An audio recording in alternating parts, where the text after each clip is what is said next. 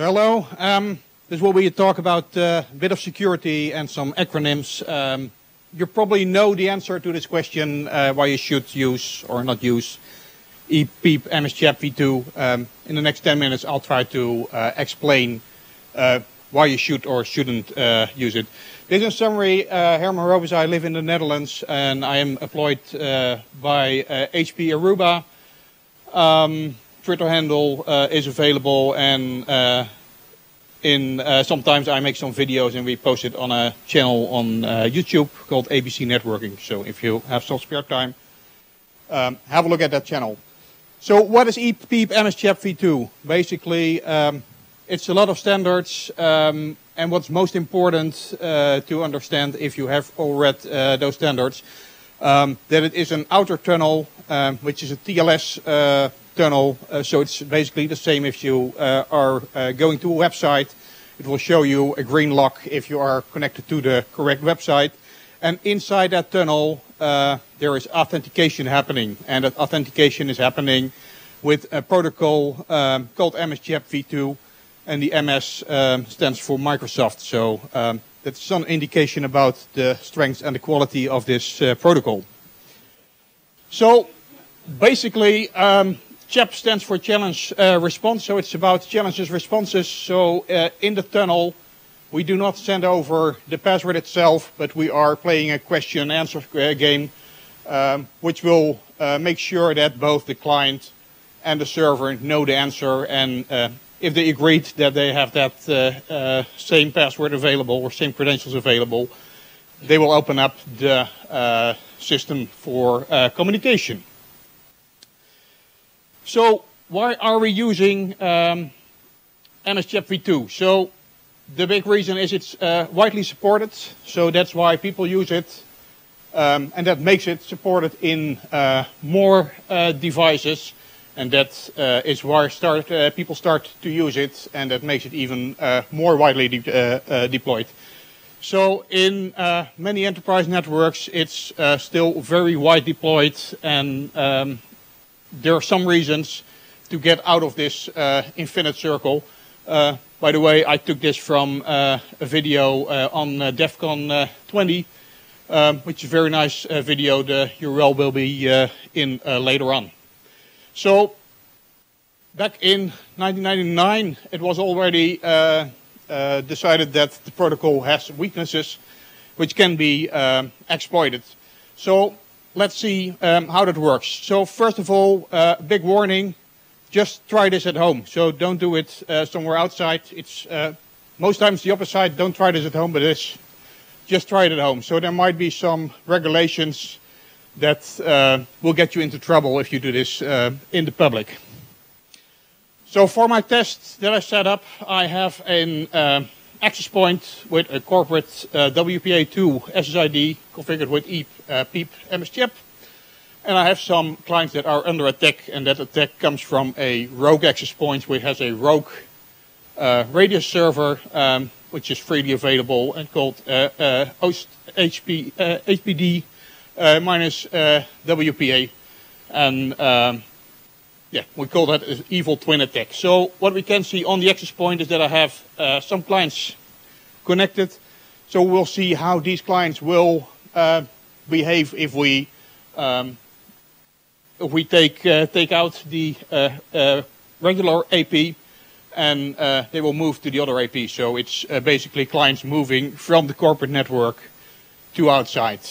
So you can see that I do have two valid on green SSIDs available, and this one is the rogue AP. So you can see the MAC address doesn't match. So what will happen if we have all the APs, all the clients connected to that AP, and then suddenly take out that AP while the evil AP is in there? So this is a log file coming from the radius server. So when we unplug the AP, you can see quite quickly that clients are authenticating. So here we can very nicely see the outer tunnel, the inner tunnel. We can see quite a few clients happily move to the other AP. So, for example, this one Here you can see the first authentication, which is the outer tunnel, and this is the second authentication, which is in the inner tunnel. So you can do something like anonymization, so anonymous identity in EAP-PEAP, where the first one can be something different from the other one, so you can hide your identity. And for this Chromebook, you can see that we here catched the challenge response, and this challenge response will make us able to crack the password. So what we also can see is that the Windows Phone only does try to authenticate for the outer tunnel, and then it will not continue, and that's because it's not trusting the certificate. Same for Windows 10 and the OS X MacBook. They don't immediately connect, but the Ubuntu, Chromebook, Kindle, they happily connect. So in the meantime, what happened on that device? So this is for Windows 10. You see a very nice window. There might be something wrong. Do you want to connect to this network anyway? I think most users will happily press the connect. But there is a certificate details option. So now we can see the server thumbprint. So now we immediately know that we are not connecting to the correct radio server. And there's not so much more. This is my Windows 8.1 phone. One of the reasons came up this morning why people still use Windows OS 8 on their phones. That's because Microsoft is not updating them. So all the phones that are older than maybe 1 year and a half, they won't get updated to Windows 10. But this, this looks pretty clear that this is not correct. But I can put in anything here. So I probably can easily fool the client to connect to the network anyway. This is on OS X, also very limited information, but here I can see the same rogue certificate. So the Android devices, Linux devices seem to connect easily and happily to the network, even with that rogue radio server.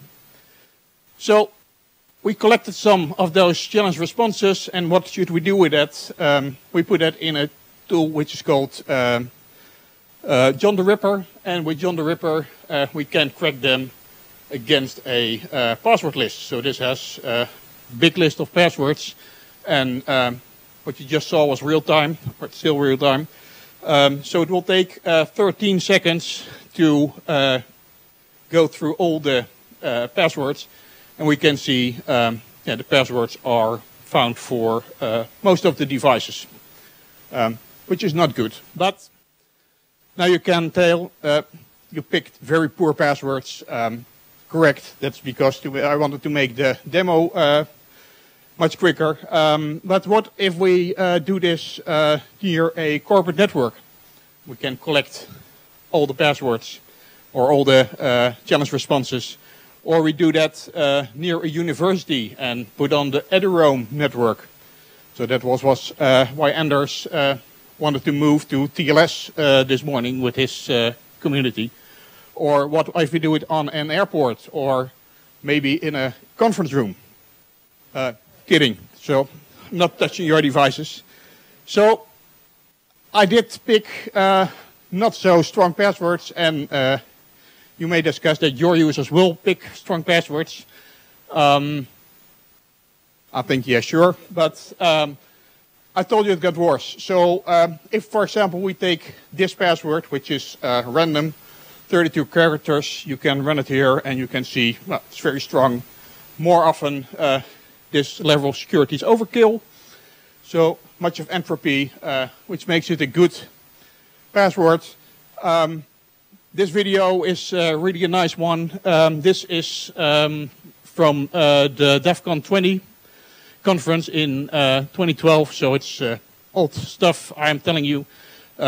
He found out that in a very long story, the only thing that's changing is the hash of the password, which we call the empty hash. So all the others are, you can pick them from the communication, And because these go in a dash encryption, single dash encryption, or 3 single dash encryptions, you can easily brute force crack them.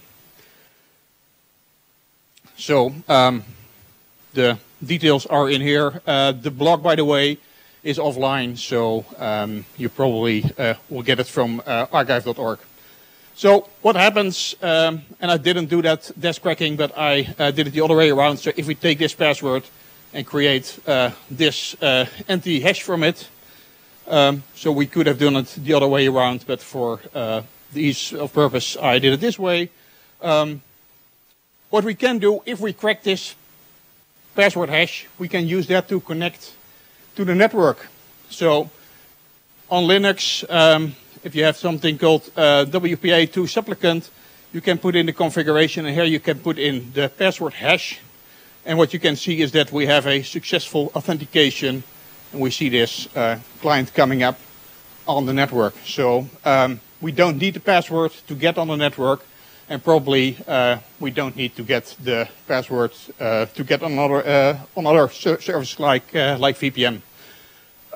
Is it difficult to perform such an attack? No, it's not. You have boxes like this, which nicely fits in your pocket, are powered by USB, so you just put a power bank, and it's very portable.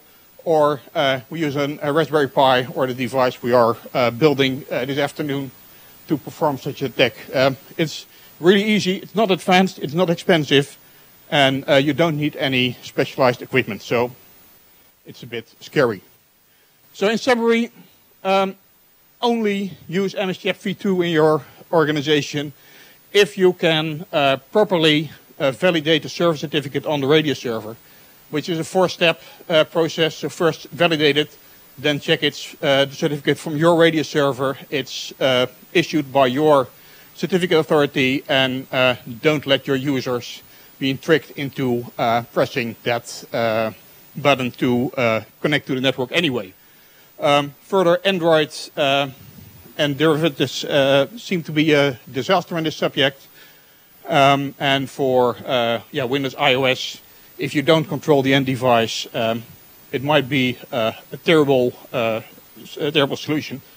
What should we do? At least not use these MS-CHAPv2 accounts connected to the AD, which was, first of all, the reason to do it, because it's very convenient. But if you have cracked the password, you can connect to the AD, to webmail, to any other services. So it's a terrible thing. As an alternative, I would move to other authentications and maybe even use this opportunity to completely move away from passwords, which are a bit obsolete, and maybe use to things like certificates. So thank you very much.